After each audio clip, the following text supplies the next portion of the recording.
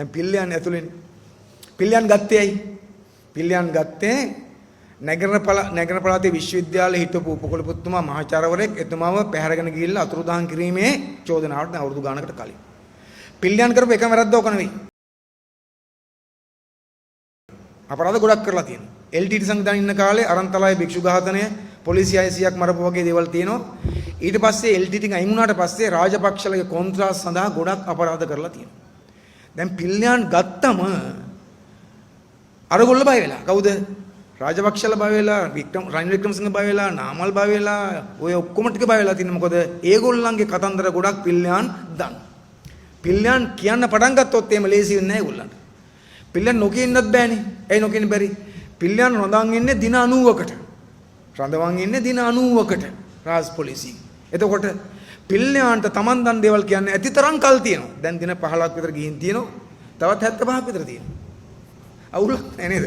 පොලිසිය මහතුරුන්ටත් අහන්න ඇති තරම් කල් තියෙනවා. අද අහලා මුකුත් කියන්නේ නැත්නම් හෙට ආයෙ අහන්න පුළුවන්. පිල්ලියන්ටත් අද කියන්න බැරි වුණොත් එහෙම හෙට ආපහු කීයත හැකි. හෙට බැරි නම් අනිද්දාට කීයත හැකි. ලබන මාසෙ උනක් කියන්න පුළුවන්. අවුලක් නැහැ. කල් තියෙන ඇති තරම්. ඒ නිසා මේගොල්ලෝ බයයි.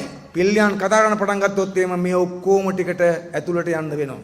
ඒ නිසා තමයි දැන් මොකද ෆුල් ට්‍රයි එකක් දෙනවා. පිල්ලියන් මොනවද කිව්වේ කියලා හොයාගන්න. රනිල් වික්‍රමසිංහ පිල්ලියන්ට කෝල් කරන්නේ තමන්ගේ දුරකථන තුමින්ම. ඒක අහගන්නනේ. හැබැයි පොලිසිය මහත්තයා කියන බෑ එහෙම දෙන්න බෑ. නීති රෝධී කියලා. පොලිසිය ඉස්සර වගේ නෙවෙයි දැන් නීතියට වැඩ. හිටපු ජනාධිපතිලා ගණන් ගන්න නැහැ. ඊට පස්සේ කතා කරන්න බැරුණාට පස්සේ පිල්ලියන්ට හම්බෙන්න ඕන. හම්බෙන්න පුළුවන් කාටද? ඥාතීන්ට පුළුවන්, ළඟ ඥාතීන්ට පුළුවන්, නීතිඥයන්ට පුළුවන්. මේගොල්ලෝ ඥාති නෙවෙයිනේ. ඊට පස්සේ නීතිඥයන් වැඩි පවරන කාටද? ගම්මන්පිලට. ගම්මන්පිල නීතිඥයා තමයි. හැබැයි මිනිහා කවදාකවත් උසාවියේ නඩු කියලා නැහැ.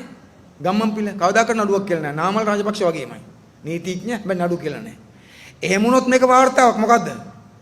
ගම්මන්පිල කියන පළවෙනි නඩුව වෙන්නේ පිල්ලියන්ගේ නඩුව. කියන්නේ ගම්මන්පිලගේ මංගල නඩුව පිල්ලියන්ගේ අවමංගල නඩුව නේද? මොකද සිද්ධ වෙනවා. ඔය කට්ටිය මන් දන්නේ ඔය අපේ තරුණ කට්ටිය කියනවා පිල්ලියන් අඬපු හේතුවක්. පිල්ලියන් ඇඬවලුනේ ගම්මන්පිල ගියා. අඬපු හේතු ලෙස ඔය තරුණ කට්ටිය කියන්නේ මන් දන්නේ නැත්තද කියලා කියන්නේ මොකද්ද?